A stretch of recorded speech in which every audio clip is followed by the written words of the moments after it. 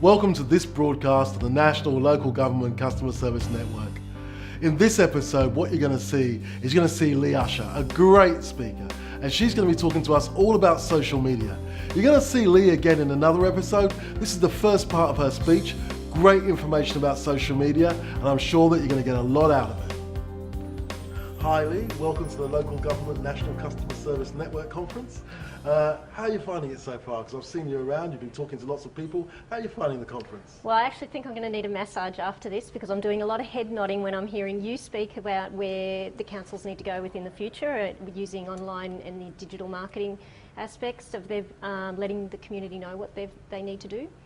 And you know, there's a lot going on. I'm just sitting there. It's very valuable. Well, that's the name you've got there because you're Buzz Web Media. So just a little bit about Buzz Web Media and how that works and what you do for local government. Okay.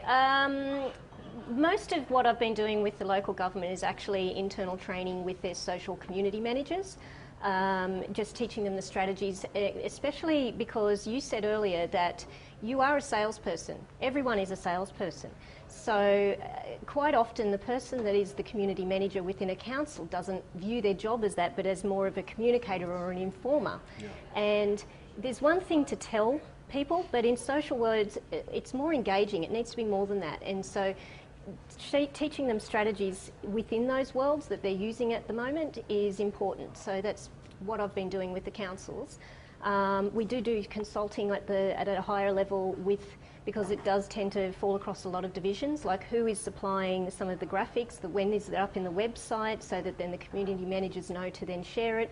If there's questions that come via the community into the social pages, how is it being then responded out to internally to the right people? And what's the response time to get back so that you don't end up with someone venting on a Facebook page.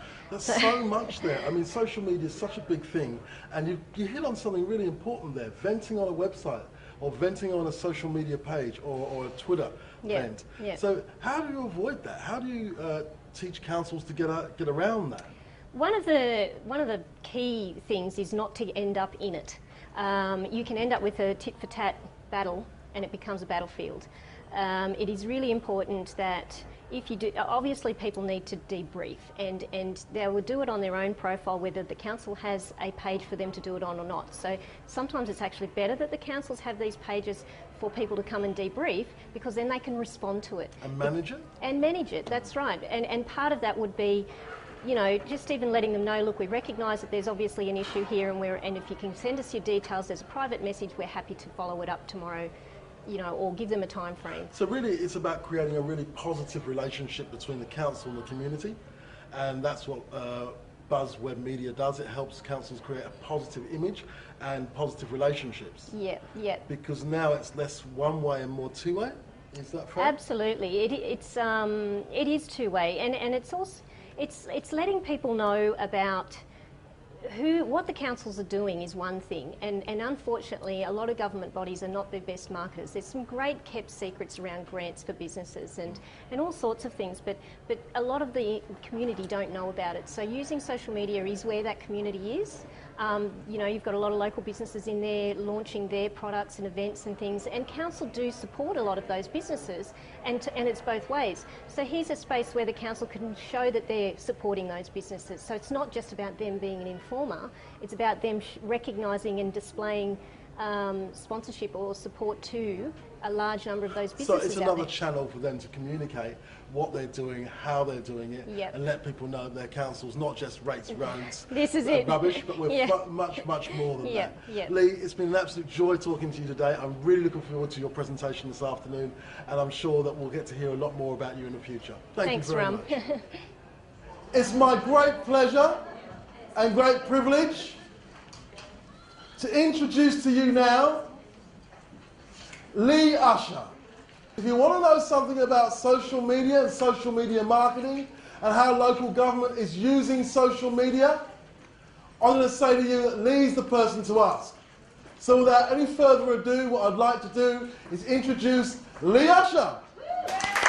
Today we're talking about your brand being in social media and how you can control the professional credibility of that brand and protect it, and as well as, you know, make sure that you open those channels to the public to be able to talk to you. You need a process. A lot of people tend to jump in, build it, and they will come. Build it, and they will find us. And we share the information like a billboard.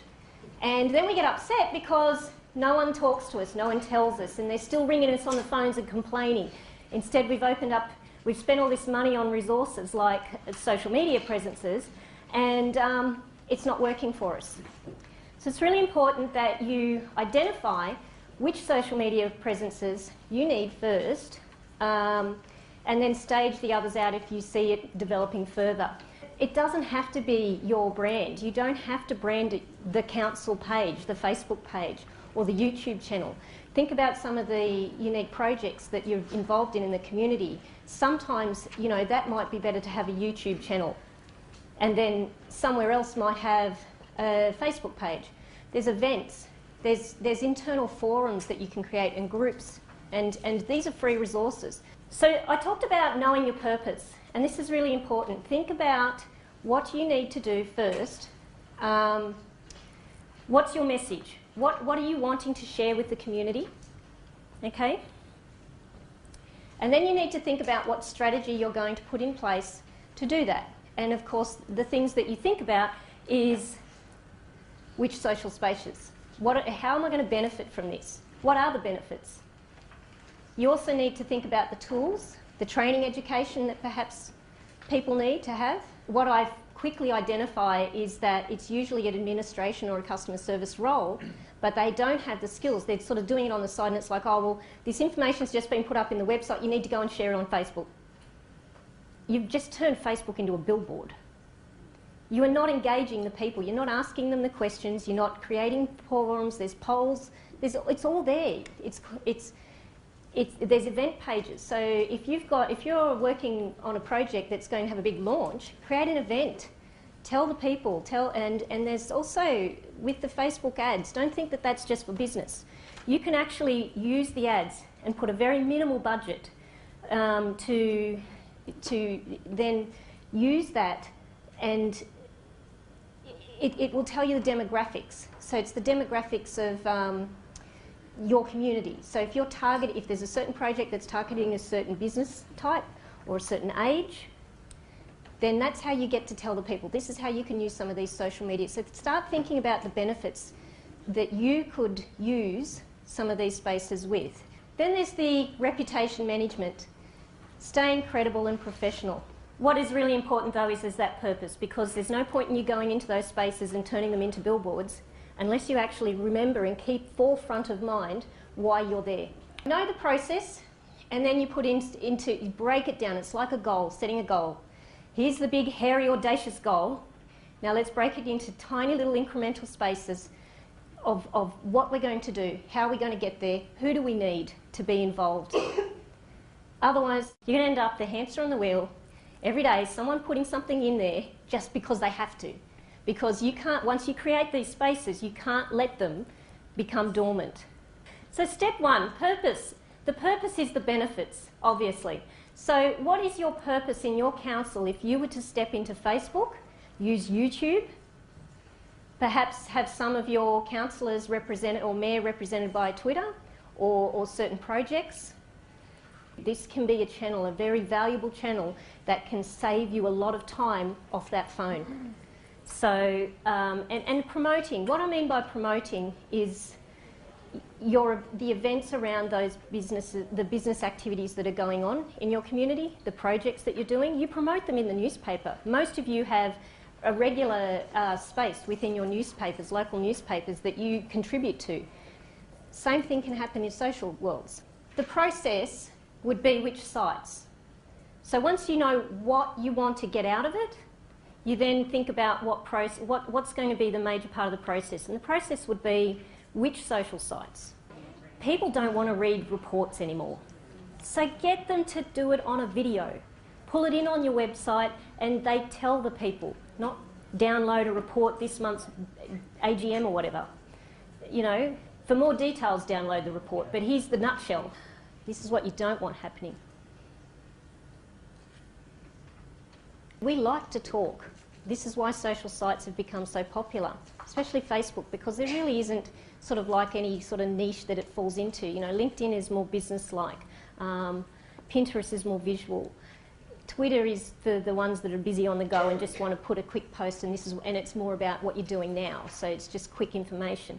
The downside is that it's also where we vent. In the olden days, we'd ring up a friend. What do we do now? Facebook. It's on our phones. This is the first place we go. Twitter, you know. So this is what you don't want to do is end up at becoming a complaints battlefield. So you don't want the council pages to be the space where it's only where someone comes there and all they're seeing is that, you know, it's all complaints. You have to think about what else information you're going to be putting in there, but it's also responding to it. And responding to it is to take it offline, recognise it, and then have your systems internally should be that you know who to send that complaint to, which division it belongs to, and then all you do is you put down, you know, we recognise that you know, thanks for telling us, or we recognise this is an issue, and we'll have such and such respond within X amount of time. Because you dealt with it and they're happy. If you've got one community manager and they're the only one that's trained in what they're doing, what happens when they're sick or they want to take a holiday? Who's your backup? Who's going to look after that page that day? So I always do things in pairs at least. We tend to get bogged in the information rather than inspiration. So, you know, there's some great quotes that come from mayors in their speeches and things like that. There's no reason why they can't be shared. Everyone is familiar with the inspirational quotes within social media. And what is the one thing that gets the most likes and shares? Inspirational information, motivational stuff. So think about what you've got happening in your local councils that can sort of substitute some of the information that you're sharing, because they are the things that people will get engaged with. Now, one of the things that we have to touch on, and this is really important, and has sort of rolled over into it through the presentation, is the finding the perfect person within your council who does this job. And it is not skills based, because what they learn now will be no good to you in 6 months' time, because social worlds change that quickly. It's a digital world. The strategies they're taught or know, they need to be ongoing. So you need to think about this person, because this person is also the representation of your council brand at the front end. They're dealing with all sorts of stuff. Think of the character, because different councils have to deal with different issues. So think about the character of the person that you need and then teach them the skills. Where you are is you now can talk directly to the people. You have another tool other than the phone. You don't need a truckload of human resources now to deliver your message or respond to the message as much. That's what the social media can do. So you can make it a friendly relationship, or you can just be an informer. It's up to you. Thanks for watching the broadcast today. We hope you really enjoyed it. We hope you got lots of tips and lots of tricks that you're able to use and take back to your council. And we're really looking forward to seeing you next time on the next broadcast. Bye for now.